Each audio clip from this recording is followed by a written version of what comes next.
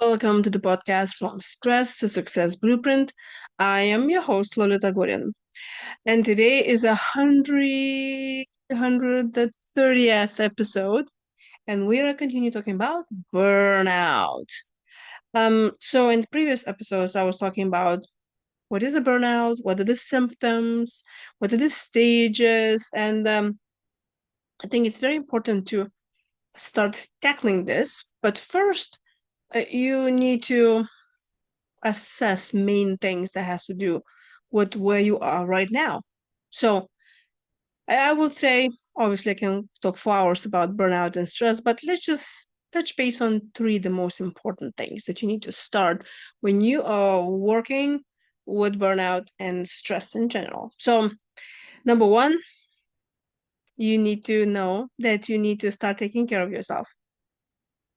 Probably a lot of people will never even get to that point because, well, if somebody's already burned out, they don't have time for anything else.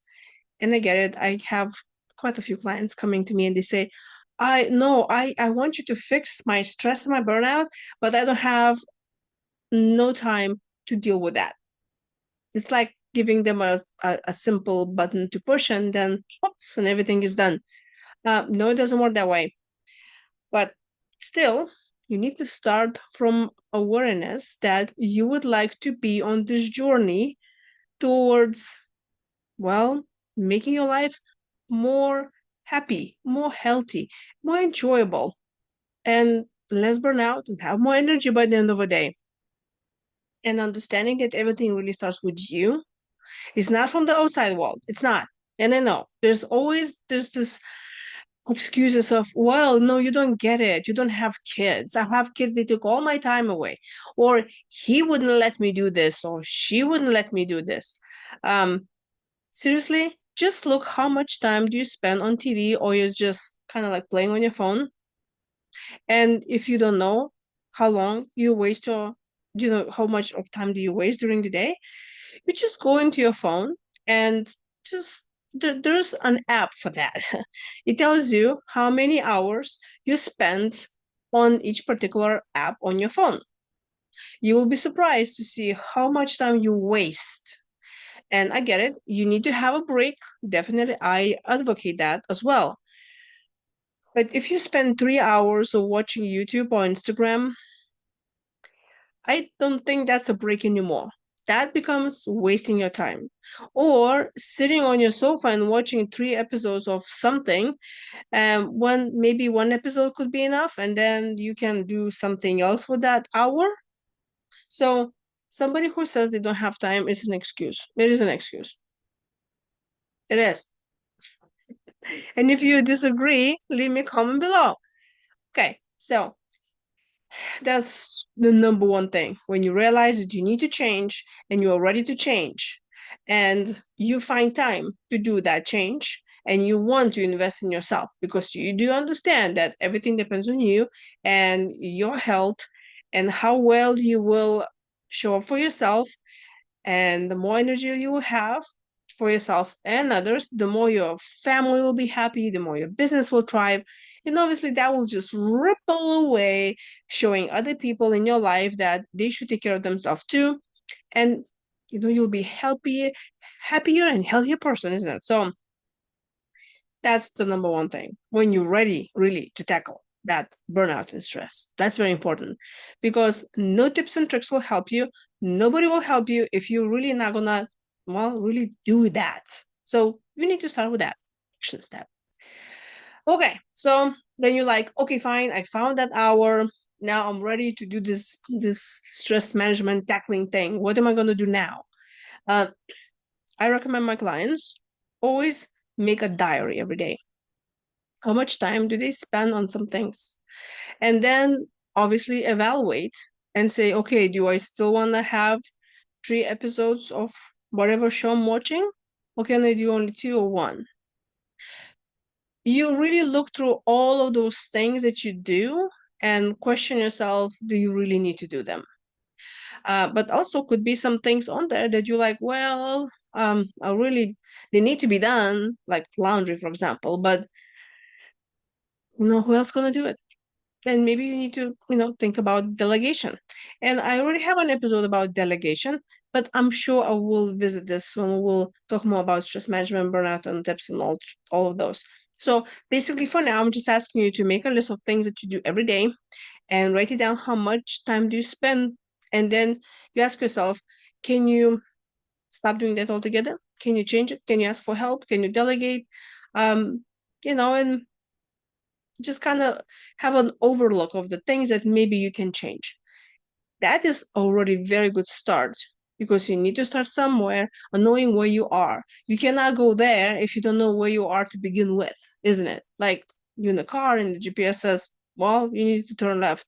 The car not going to tell you where to go until you actually not going to move. So it's a good point to start. So you know what you need to evaluate, and then delete, delegate, and all that jazz. And then after you already did your work homework, you know how much time you spent, what things need to be done, and everything. Then I invite you to look at that list of things that you're doing and really ask yourself, why are you doing it?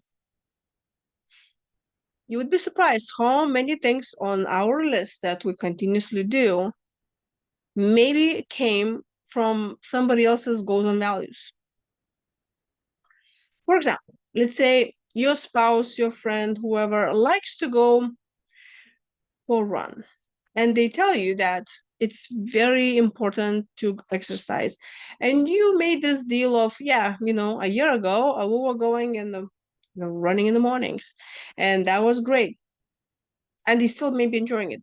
But you're not enjoying it anymore.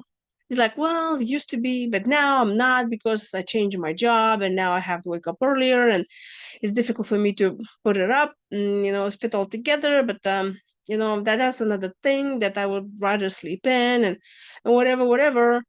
And then what happens, you're doing something during your day that you don't like doing it. That's like stressing you out. So you really need to evaluate those activities that are on your list. Like, oh yeah, I really need to feed the dog. The dog will die of starvation if I'm not going to feed it, right? But then it's like, well, do I really need to feed the dog? Yes. Okay, I really need to feed the dog. But do I really enjoy it? I don't know. I think I could, feed the cat for that 15 minutes. Then I know it was funny. I hope you laughed.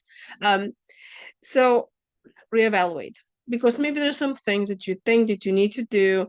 Maybe they were something just like a habit on there and you used to enjoy it and now you're not enjoying it. Also, if you find something that, for example, is on there and you really need to do it, but you're not enjoying anymore, and you're like, well, I don't even know I'm not enjoying anymore. For example, let's say the same dog feeding. It's like, oh my gosh, I used to love to feed my dog and in the morning and I will, all of this and I'll spend time in petting and all of this. But now I'm not really enjoying it and I wonder why. What is it there that I don't like it anymore? And then you can maybe think, oh my gosh, I know why. Because when my dog eats, it just makes a mess, and then I need to clean up, and then that gives me extra time. Or maybe now you have another dog, and then they're fighting over food and all of this. So there's maybe something changed in the environment, and then that one little thing that you're not enjoying it anymore. So then you can ask yourself, okay, well, dogs still need to be fed, but how am I going to make it more enjoyable? Like going back to the original idea, why you started that in the first place. So then you can say, okay, if I separate those two dogs and then put one in the laundry room and another one is in the kitchen, they can eat at the same time and not fight over it. So then my thing to do was not going to be so stressful anymore. Just an example. Um, so start there. Look at the things, yes, first, that you really need to do. Start doing it. Assess it what you have to work with. Assess it what you can delegate, what you can stop doing it. And look on that list of things that you don't like doing it anymore. And is there a way that you can make it feel better? If this video helped you, give me a thumbs up. Please subscribe to my channel if you have not already. And I would love to hear what you think about this. And what was the first thing that helped you to start managing your stress and burnout? I love reading your comments, and I think your comments can be read by somebody else who maybe get inspired by what you wrote. So I will be very happy to hear it. And, the next episode will be tackling again more stress and burnout.